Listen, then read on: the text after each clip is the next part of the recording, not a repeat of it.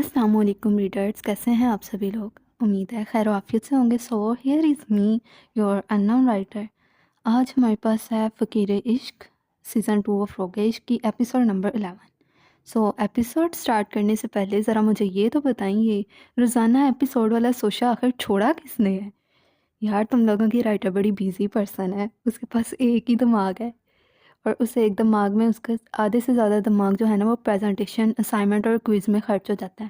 پھر جو بالکل تھوڑو سا دماغ بچتا ہے نا، اسے اس نے لکھنا ہوتا ہے، اور پھر میرے مائنڈ میں نا جلدی سینس بھی نہیں آتے ہیں. اور پھر باقی ایڈیٹنگ وغیرہ، یار بس بہت بیزی پرسن ہوں میں، اتنی جلدی میں نہیں ایپیسوڈ دے سکتی. میرے دماغ میں سینس ہی نہیں آتے ہیں، جو آتے ہیں وہ 40 یا 50 پیجز لکھ کے ختم ہو جاتے ہیں، پھر میں بالکل بلینک ہو جاتی ہوں. سو اس لیے دھیرج رکھیے، دھیرج. 1 یا 2 دن بعد ایپیسوڈ آیا کریں گی، دھیرج رکھیے. سو اسٹارٹ کرتے ہیں آج کی ایپیسوڈ. امید ہے آپ کو پسند آئے گی. میں کم ان سر؟ احمد اس کے آفس کے ڈور کو پکڑے اندر آنے کی اجازت طلب کر رہا تھا. اذلان نے اس بات میں سر ہلایا. یس سر، مس مسکان بتا رہی تھیں آپ نے بلایا؟ احمد سوالیہ ہوا، جبکہ اذلان سرد و سپاٹ ہری آنکھوں سے اسے دیکھ رہا تھا. آپ کو کس نے حق دیا کہ آپ مس مسکان سے اس لہجے میں بات کریں؟ اذلان کی سرد آواز آفس میں گونجی. سر میں تو بس انہیں ان کی مسٹیک بتا رہا تھا. اذلان کی ہری آنکھیں لہو ٹپکا رہی تھیں. احمد اس کے تیور دیکھ خائف ہوتا منمنایا.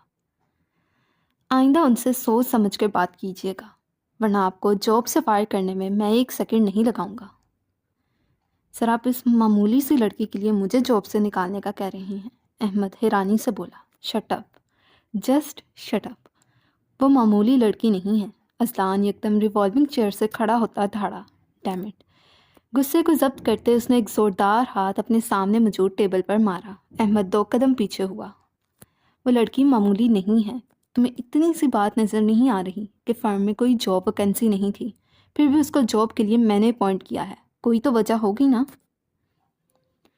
وہ لڑکی بہت خاص ہے میرے لیے. آئندہ اس سے ایسا لہجہ کیا اس کے قریب بھی کوئی میل امپلائی پھٹکا تو تمہاری شامت آئے گی. اذلان حیرت سے خود کو دیکھتے احمد سے مخاطب ہوا. اوکے سر، ایسا ہی ہوگا. احمد نے اسپات میں سر ہلایا. Now you go. اسے یہاں کسی چیز کی کوئی پرابلم نہیں ہونی چاہیے. اذلان نے ایک اور حکم صادر کیا. Right sir. احمد کہتے ساتھ اپنی جان بخشی ہونے پر باہر کی سمت بڑھا. جب ٹیبل پر رکھا اذلان کا فون بجا. اسکرین پر جگمگاتا منحوس دیکھ اس نے فوراً کال پک کی. پر شازل کی بات سن کر وہ حیرت و پریشانی سے کھڑا ہوا. I am coming. اذلان جلدی سے کہتا اپنی ضروری چیزیں سمیٹتا ہڑبڑی میں باہر کی جانب بھاگا. لاہور میں موجود یہ 17 منزلہ عمارت ایک شان سے کھڑی اپنے شاندار مالک کی شان بڑھا رہی تھی. ڈوبتے سورج کی زرد روشنی پڑنے پر عمارت کے اوپر لکھے گئے ہمدانی گروپ آف انڈسٹریز کے الفاظ بڑی آب و تاب سے چمک رہے تھے. باہر مین روڈ پر گاڑیوں کا شور اور لوگوں کی چہل پہل حسب معمول تھی. آفس کے چپے چپے میں ہو کا عالم تھا. ہر کوئی اپنی جگہ پر بیٹھا کام کرنے میں مصروف تھا. وقتاً فوقتاً کی بورڈ پر چلنے والی ورکرز کی انگلیاں اس خاموشی میں ارتعاش پیدا کر رہی تھیں. وہ اپنے آفس میں بیٹھا تھا. آفس کے سکوندہ ماحول کے بالکل برعکس سعد ہمدانی کے اندر ایک کھلبلی سی مچی تھی. اس نے سگریٹ کی ڈبی کھول کر سگریٹ سلگھانی چاہی، اور خالی ڈبی کو منہ چڑھاتا دیکھ اس نے اپنے ٹیبل سے ڈرور کھول کر ایک اور ڈبی نکالی اور سگریٹ سلگھا گیا. سعد نے گہرا کش بھرا اور اپنی آنکھیں مونتا سر ریوالونگ چیئر سے ٹکا گیا. دماغ ایک بار پھر بھٹکتا اس گلابی سی گڑیا کی جانب چلا گیا. وہ لاکھ چاہنے کے باوجود بھی اس کا خیال اپنے دماغ سے جھٹک نہیں پا رہا تھا. سفید شرٹ کے اوپری 2 بٹن کھلے ہونے کی وجہ سے اس کا کثرتی وجود واضح ہو رہا تھا. ایک ہاتھ میں سگریٹ پکڑے سعد ہمدانی ایک کے بعد ایک کش بھرتا اپنی جان سگریٹ میں جھونک رہا تھا. ظاہرہ ملک کا کلاس کو چھوڑ کر جانا اسے ڈسٹرب کر کے رکھ گیا تھا. اس کے جانے کے بعد وہ لیکچر لے ہی نہیں پایا تھا. کلاس ڈسمس کر کے اب وہ وقت سے پہلے ہی اپنے آفس میں موجود تھا. ابھی وہ ظاہرہ ملک کے خیالوں میں کچھ اور گہرائی سے کھو جاتا، پر گلاس ڈور کے نوک ہونے پر اس نے اپنی سرخ پڑتی آنکھیں کھول کر گلاس ڈور کی جانب دیکھا۔ اکرم صاحب فائل تھامے اندر آئے تھے۔ سر، کل کی پریزنٹیشن کے لیے ساری تیاری مکمل ہے، آپ ایک بار فائل ریڈ کر لیں، اکرم صاحب مؤدب انداز میں بولے۔ اوکے، سعد نے ہنکارہ بھر کر جواب دیا اور پھر آنکھیں موندے سر کرسی کی پشت سے ٹکا گیا۔ مطلب صاف تھا، اس وقت وہ تنہائی چاہتا تھا۔ اکرم صاحب اپنے بوس کا مطلب سمجھے باہر کی جانب بڑھ گئے۔ پیچھے سعد نے اپنی سرخ ہوتی آنکھیں کھولیں اور دروازے کی جانب دیکھا جہاں سے ابھی اکرم صاحب باہر گئے تھے۔ وہ سعد ہمدانی ایک مشہور بزنس ٹائکون جس کے نام سے ہی لوگ گڑبڑا جاتے تھے، اور وہ چھٹانگ بھر کی لڑکی جو اس سے تقریباً 8-9 سال چھوٹی ہو گئی، کیسے بے خوفی سے اس کی آنکھوں میں آنکھیں ڈالے بات کرتی تھیں۔ سعد نے نفی میں سر ہلایا۔ بریکٹ، سر کیا ہوا ہے؟ ظاہرہ کا گھبرایا ہوا روپ اسے یاد آیا تو اس کے انابی لب ہلکی سی مسکراہٹ میں ڈھلے۔ بریکٹ، چورن اور املی۔ سعد کی نظر اچانک ہی ٹیبل پر پڑے کافی کے خالی مگ پر گئی تو ظاہرہ کی کارستانی یاد کر کے وہ لب جو پہلے ہلکے سے مسکرا رہے تھے اب دیکھتے ہی دیکھتے اس کے چہرے پر بھرپور مسکراہٹ پھیل گئی۔ پاگل، سعد نفی میں سر ہلاتا بڑبڑایا۔ جب کچھ یاد آنے پر اس کے مسکراتے لب سکڑے، سنہری آنکھیں پل میں سنجیدہ ہوئیں۔ وہ آنکھیں جن میں پہلے چمک تھی اب سرخ ہونے لگیں۔ پر وہ یہ بات سمجھنے سے قاصر تھا، عشق دل پر پہلی دستک دے چکا تھا۔ اس نے سامنے ٹیبل پر پڑا فون نکالا اور اگلے ہی لمحے کسی کو کال ملانے لگا۔ اپنی بے چینی کی وجہ وہ دور کرنا چاہتا تھا، جاننا چاہتا تھا آخر ایسی کون سی بات ہو گئی جو ظاہرہ ملک کے منہ سے سوری جیسے گولڈن الفاظ نکلے تھے۔ عاشر نے ایک نظر ورس واچ پر ڈالی، پھر سامنے پڑے شیشے کے ٹیبل پر ہاتھ مارتا ٹیبل بجانے لگا۔ جب اس کی نظر ٹیبل پر رکھی گئی نیم پلیٹ پر پڑی جہاں کالی سیاہی سے لکھا گیا ایس پی فاریہ جگمگا رہا تھا، وہ نیم پلیٹ اٹھائے اسے گھورنے لگا جیسے اس کے سامنے فاریہ موجود ہو۔ تم تو وقت کی بالکل پابند نہیں ہو، وہ بڑبڑایا اور بیزاری سے نیم پلیٹ ٹیبل پر پٹک گیا۔ فاریہ نے گاڑی پارک کی اور باہر نکل آئی۔ پولیس کے یونیفارم میں پولیس کی جیکٹ زیبتن کیے اس کی پرسنالٹی اچھی خاصی رعبدار لگ رہی تھی۔ وہ اپنے گوگلز اتارے اب تھانے کے اندر داخل ہو چکی تھیں۔ اس کے آنے پر پولیس کے تمام اہلکار الرٹ ہوئے۔ السلام علیکم میم۔ معمول کے مطابق نہ جانے کتنی ہی ایسی آوازوں کا وہ سر اسبات میں ہلائے جواب دیتی ناک کی سیدھ میں چلتی چلی جا رہی تھی۔ جب اس کو اپنے آفس کی جانب جاتے دیکھ ایک لیڈی کانسٹیبل اس کے ساتھ چلنے لگی۔ میم، وہ اندر آپ کے فرینڈ موجود ہیں۔ فاریہ کے قدم ٹھٹک کر رک گئے۔ وہ مڑی اور پیشانی پر بل ڈالے لیڈی کانسٹیبل کو دیکھنے لگی۔ سوری، اس نے ایک آئی برو اٹھا کر نہ سمجھنے والے انداز میں استفسار کیا۔ میم، آپ کے آفس میں آپ کے فرینڈ آپ کا کافی دیر سے ویٹ کر رہے ہیں۔ ہم نے ان کو کافی روکنے کی کوشش کی پر انہوں نے کہا اگر ان کو اندر جانے نہ دیا تو آپ غصہ کریں گی۔ وہ لیڈی آفیسر تذبذب کا شکار ہوتی ہوئی بولی۔ میرا کوئی بھی فرینڈ نہیں ہے۔ کل کو تو پھر کوئی مجرم آ کر ایس پی فاریہ کا حوالہ دے کر تم لوگوں سے کچھ بھی کروا لے گا۔ فاریہ دانت پیس کر گویا ہوئی اور غصے سے بڑے بڑے قدم اٹھاتی اپنے آفس کی جانب بڑھنے لگی۔ لیڈی کانسٹیبل بھی اس کے غصے سے گھبرا کر اس کے پیچھے ہی بھاگی۔ Ma'am we are really sorry. اس لیڈی کانسٹیبل کو شدت سے اپنی غلطی کا احساس ہوا، پر فاریہ اب سن کہاں رہی تھی۔ آفس کے قریب پہنچ کر اس نے دھاڑ سے ڈور کھولا۔ عاشر جو ٹیبل بجانے میں مصروف تھا ایک دم دروازے کی جانب متوجہ ہوا۔ کتنا لیٹ آئی ہو ایس پی؟ عاشر یوں گویا ہوا جیسے ایس پی فاریہ سے اس کی نہ جانے کتنے ہی سالوں کی جان پہچان ہو۔ میم، کیا یہ آپ کے فرینڈ نہیں ہیں؟ لیڈی کانسٹیبل کی آواز پر فاریہ حیرت سے واپس لوٹی۔ نہیں، میرا مطلب ہاں تم جاؤ۔ اس کے کہنے کی دیر تھی وہ وہاں سے 9-11 ہوں۔ فاریہ جیکٹ کی جیبوں میں ہاتھ پھنسائے چھوٹے چھوٹے قدم اٹھاتی عاشر کے قریب آئی۔ تم میرے فرینڈ ہو، مجھے تو معلوم ہی نہ تھا۔ فاریہ اس کے سامنے کھڑی ہوتی خفیف سا طنز کر گئی۔ عاشر کے لب مسکراہٹ میں ڈھلے۔ کیوں نہیں ہوں؟ عاشر نے اس کو دیکھتے ہوئے سوال داغا جو پولیس یونیفارم میں کھڑی سیدھا کیپٹن عاشر کے دل میں اتر رہی تھی۔ یہاں آنے کی وجہ؟ وہ اب اپنی کرسی پر جا کر بیٹھ گئی۔ بھول رہی ہو ایس پی، یہاں میرے بہنوئی بھی جاب کرتے ہیں۔ اور یہ اپنی تفتیش بعد میں شروع کرنا، پہلے میرے لیے چائے منگواؤ، کب سے تمہارے انتظار میں بیٹھا سوکھ رہا ہوں۔ عاشر کی بات سن کر فاریہ کی پیشانی پر پڑے بلوں میں اضافہ ہوا۔ وہ سرد نگاہوں سے عاشر کو گھورنے لگی۔ ارے ایسے کیوں دیکھ رہی ہو؟ عاشر مصنوعی حیرانی سے بولا۔ کھڑے ہو، فاریہ سنجیدگی سے بولی۔ کیوں بھئی؟ عاشر کی آنکھیں حیرت سے کھلی۔ کھڑے تو ہو، بتاتی ہوں، فاریہ کھڑے ہوتے ہوئے بولی تو عاشر نہ سمجھی سے کھڑا ہو گیا۔ یہ دروازہ نظر آ رہا ہے نا؟ فاریہ کے سوال پر عاشر نے اثبات میں سر ہلایا۔ اگر نہیں چاہتے کہ میں تمہیں جیل کی ہوا کھلاؤں تو اس دروازے کو کھولو اور جا کر باہر کی ہوا کھاؤ۔ فاریہ اس دماغ سے فارغ شخص کو گھورتے ہوئے بولی۔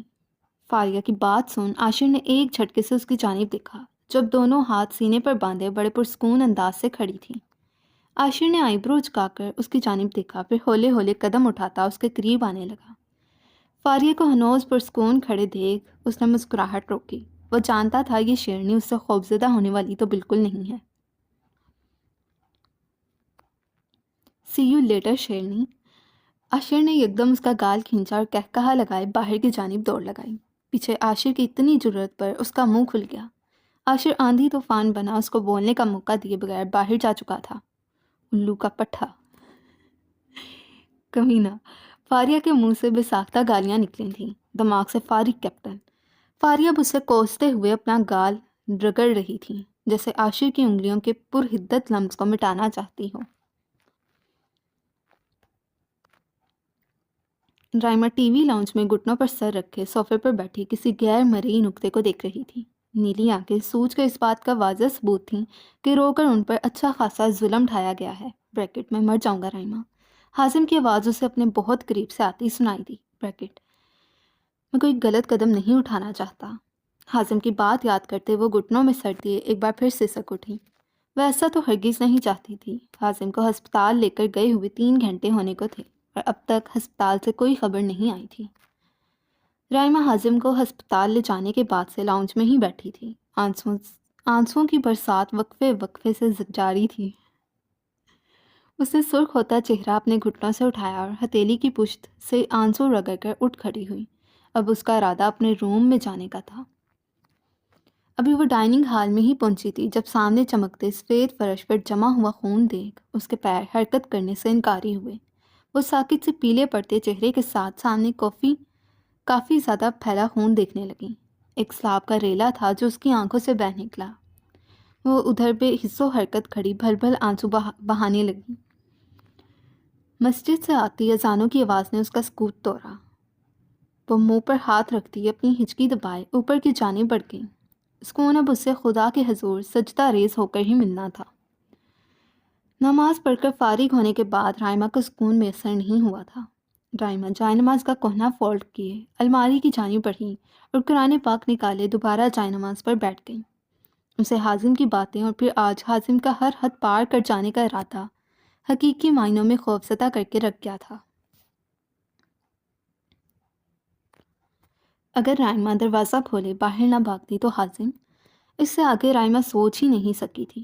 آنسو قطرہ قطرہ پھر بہنے لگے۔ اس نے قرآن پاک کھولا اور جو صورت اس کے سامنے آئی وہ اس کو پڑھنے لگی۔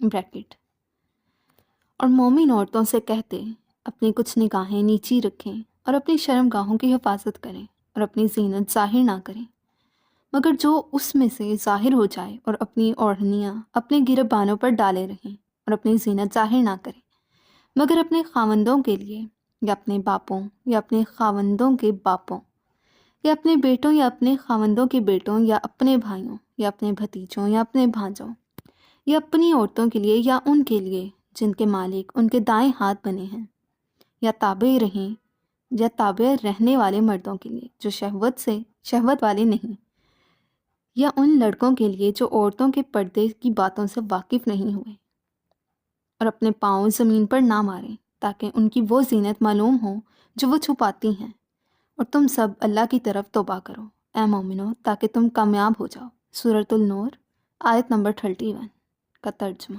ہے یہ۔ سورۃ النور کی آیت کو ایک ایک لفظ ترجمے کے ساتھ پڑھتے رائما کی نیلی آنکھوں سے اشک رواں تھے۔ اس سے آگے وہ پڑھنے سے قاصر تھی۔ اس نے قرآن پاک بند کیا۔ اللہ جی، ایک سسکی تھی جو اس کے لبوں سے نکلی۔ وہ قرآن پاک ذرا سا کھسکا کر سجدہ ریز ہوتی دوبارہ آنسو بہانے لگی۔ اللہ جی معاف کر دیں، میں مانتی ہوں مجھ سے گناہ ہوا ہے۔ تو نے اپنے کلام میں ہی ہمیں ہمارے محرم رشتوں کا بتا دیا، پر میں پھر بھی ایک نام محرم کے سامنے بنا کسی پردے کے جاتی رہی۔ رائما ہچکیوں کے درمیان بولتے، اپنی آنکھیں میچ سجدے میں روتے سسکنے کے ساتھ تڑپنے لگی۔ بریکٹ رائما کہاں ہیں آپ؟ حازم کی مسکراتی آواز اس کی سماعتوں سے ٹکرائی۔ حازم روم میں ہوں۔ رائما نے اپنے گیلے بال ہیئر ڈرائر سے خشک کرتے سوال داغا۔ وہ اس وقت دوپٹے سے بے نیاز لال رنگ کے سوٹ میں کھڑی اپنے بال ڈرائی کر رہی تھی۔ حازم پٹ سے دروازہ کھولتا اندر داخل ہوا۔ یار کر دی نا آپ نے دیر۔ حازم خفگی سے گویا ہوا اور رائما کے ہاتھ سے ڈرائر پکڑتا اس کے بال خشک کرنے لگا۔ رائما مسکراتے ایئر رنگز پہننے لگی۔ حازم بڑے احتیاط سے اس کے بال سکھا رہا تھا۔ کیا مصیبت ہے؟ پینڈٹ کا لوک نہ کھلتے دیکھ رائما کی جھنجھلاہٹ سے بھرپور آواز حازم کو سنائی دی۔ حازم نے بڑی نرمی سے اس کے بال آگے شانے پر پھیلائے۔ ادھر دے مجھے، میں پہناتا ہوں۔ حازم نے جلدی سے اس کے ہاتھ سے پینڈٹ پکڑا۔ حازم کا ہاتھ رائما کے ہاتھوں سے مس ہوا، مگر وہ نظر انداز کرتی بنا کسی دوپٹے کے اس کے سامنے کھڑی میک اپ کرنے لگی۔ حازم نے بڑی نرمی سے اس نازک چین والی لاکٹ کو رائما کی گردن میں پہنایا اور اس کا ہینڈ بیگ اٹھاتا اس کا ہاتھ کھینچتا باہر کی جانب بڑھ گیا۔ منظر یاد کرتے ساتھ ہی رائما ایک بار پھر سسکنے لگی۔ بریکٹ آپ نے مجھے یہ سب کرنے پر مجبور کر دیا رائما۔ اس سب کے بعد آپ کو کون قبول کرے گا؟ حازم کے الفاظ یاد آتے ہی وہ ہچکیاں بھرنے لگی۔ یا اللہ، سب میری غلطی تھی، میرا قصور تھا۔ میں کیوں ایک نامحرم کو اتنی چھوٹ دیتی رہی؟ یا اللہ تو رحیم ہے، معاف کرنے والا ہے، میرے گناہ معاف کر دے۔ میں ساری عمر گناہ کرتی رہی، اسی گناہ کی سزا مجھے حازم کی صورت مل رہی ہے۔ پلیز اللہ جی مجھے اس سے بچا لیں۔ آج جس طرح حازم نے کیا مجھے لگا تھا میں اپنا سب کچھ کھو دوں گی۔ رائما کے منہ سے بے ربط جملے ادا ہو رہے تھے۔ اسے آج اپنی کوتاہیوں کا ادراک ہو گیا تھا۔ ایک نامحرم خواہ وہ کتنا ہی قریبی رشتہ دار کیوں نہ ہو، وہ ایک نامحرم ہی رہتا ہے۔ بھائی کہنے میں اور بھائی ہونے میں فرق ہوتا ہے۔ کسی کو بھائی کہنے سے کوئی آپ کا سگا بھائی نہیں بن جاتا۔ نہ جانے کب کس موقع پر کسی کی نیت خراب ہو جائے، کب شیطان اس پر حاوی ہو جائے، یہ انسان نہیں جانتا۔ بعد میں پچھتانے سے پہلے انسان کو اپنے لیے پہلے ہی احتیاط برتنی چاہیے۔ مجھے اس مشکل سے نکال دے، میں مانتی ہوں گناہ گار ہوں، پر تو سب کچھ جانتا ہے۔ اللہ جی آپ کے اختیار میں تو سب کچھ ہے نا۔ حازم کے دل سے یہ خیال نکال دے۔ رائما بے ربط جملے ادا کرتی رونے میں مصروف تھی جب دروازہ کھٹکنے کی آواز پر اس کی ہچکیاں تھمیں۔ وہ کھڑی ہوتی جائے نماز اور قرآن پاک اٹھائے اپنے آنسو صاف کرتی دروازے کی جانب جاتی دروازہ کھول گئی۔ السلام علیکم آپی۔ ظاہرہ رائما کی سرخ سوجی آنکھوں میں وہ غور دیکھتی ہوئی بولی۔ رائما کے پیچھے ہی انایا کھڑی رائما کو دیکھ رہی تھی۔ وعلیکم السلام، تم دونوں کس کے ساتھ آئی ہو؟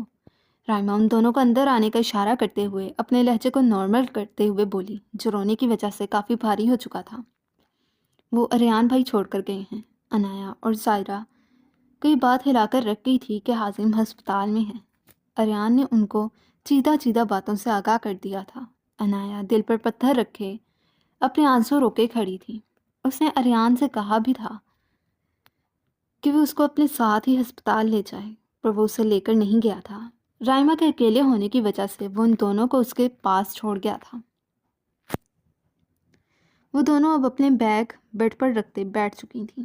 انایا سرخ چہرہ جھکائے بیٹھی تھی۔ کہنے کو تو وہ رائما کے پاس بھی کچھ نہیں تھا، پر بڑے ہونے کا ثبوت دیتی اس نے ہی بات شروع کرنی چاہی۔ اسٹڈی کیسی چل رہی ہے؟ رائما کی آواز پر کمرے میں چھایا سکوت ٹوٹا۔ اچھی چل رہی ہے آپی، جواب ظاہرہ کی جانب سے آیا۔ تم دونوں یونی سے آئے ہو، بھوک لگی ہوگی، فریش ہو کر آ جاؤ، تب تک میں لنچ ریڈی کرتی ہوں۔ رائما ان کو ہدایت دیے باہر کی جانب بڑھ گئی۔ پیچھے ظاہرہ انایا کے شانے پر ہاتھ رکھے رائما کے پیچھے ہی چلنے کا اشارہ دینے لگی۔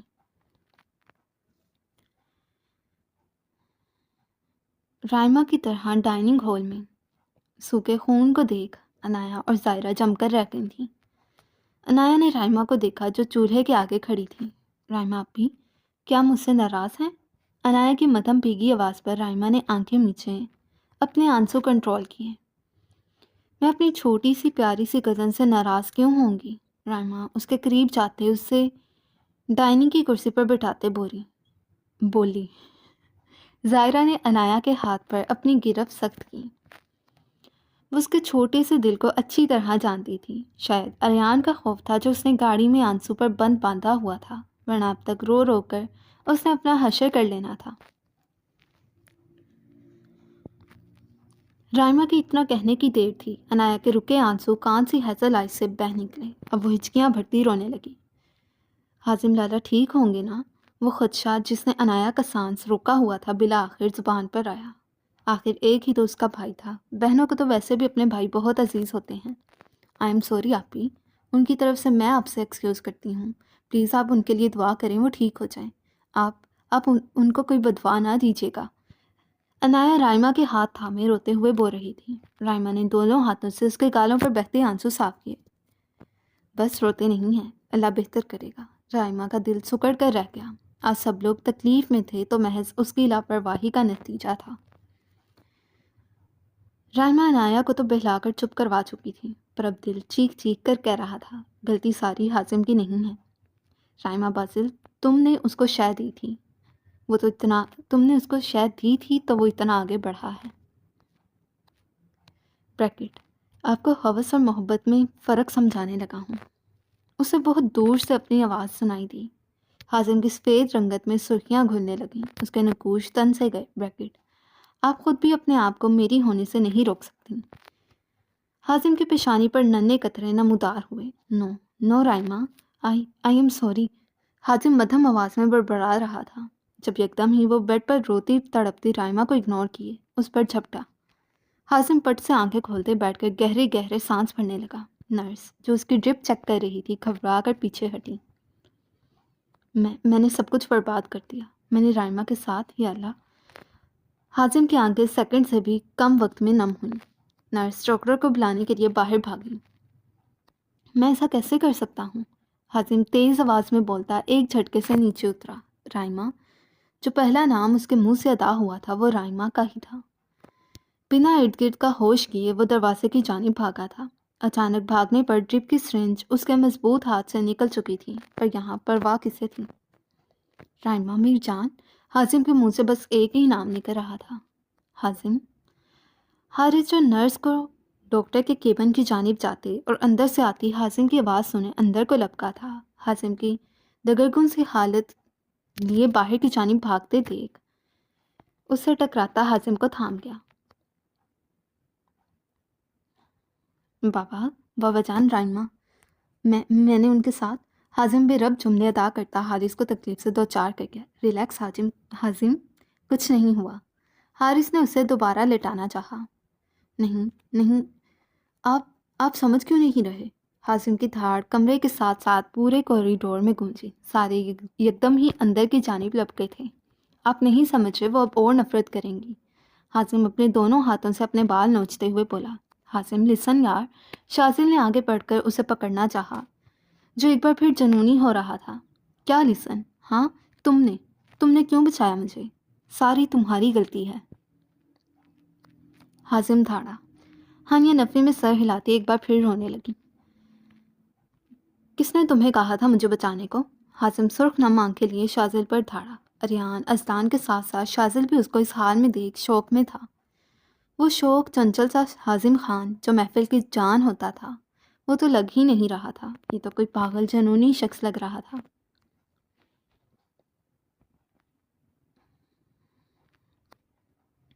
بابا جان، رائما کو بلا دیں، میں نے بتانا ہے، میں نے جان بوجھ کر نہیں کیا، پتہ نہیں کیسے ہو گیا۔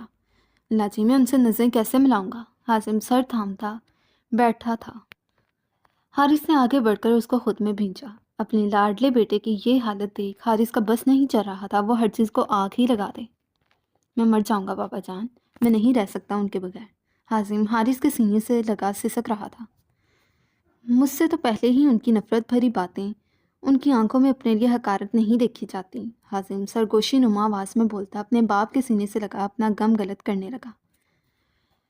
حارث نرمی سے اس کا شانہ تھپتھپا رہا تھا۔ ان کو ایک بار بلا دیں، قسم سے میں ان کے پاؤں پڑ جاؤں گا، ان سے معافی مانگوں گا، وہ جو کہیں گی میں کروں گا، بس وہ مجھ سے دور نہ جائیں۔ حازم حارث سے دور ہوتا اٹک اٹک کر حارث کو دیکھ بدحواسی سے گویا ہوا۔ وہ جو پہلے پرسکون ہو رہا تھا ایک بار پھر پینک ہونے لگا تھا۔ حازم حارث سے اپنے خوبرو بیٹے کی یہ حالت نہ دیکھی گئی تو ذرا غصے سے گویا ہوا۔ مجھے رائمہ چاہیے بابا، مجھے بس رائمہ دلا دیں۔ آپ نے تو آج تک میری ہر خواہش پوری کی ہیں۔ میری زندگی کی سب سے بڑی خواہش رائمہ ہے، میری خوشیاں ان سے جڑی ہیں، مجھے میری خوشیاں لا دیں۔ حازم کی بات پر وہاں کھڑے ہر شخص کے پیروں سے زمین کھستی تھی۔ ایک طرف رائمہ تھی جو سب کو بہت عزیز تھی، کیسے وہ زبردستی اس کی شادی حازم سے کروا دیتے۔ دوسری طرف حازم تھا جس کی بدترین حالت ان سب کے سامنے ہی تھی۔ بازل کچھ سوچتا ہوا روم سے باہر نکلتا چلا گیا۔ اس نے ایک فیصلہ کر لیا تھا جس کو اب عملی جامہ پہنانا اب بہت ضروری ہو گیا تھا۔ سو readers, here is the episode 11. Hope so you like it. اگر لائک کی ہے تو کائنڈلی اپنے ریویو شیئر کریں، لائک کریں اور سبسکرائب کریں۔ جلدی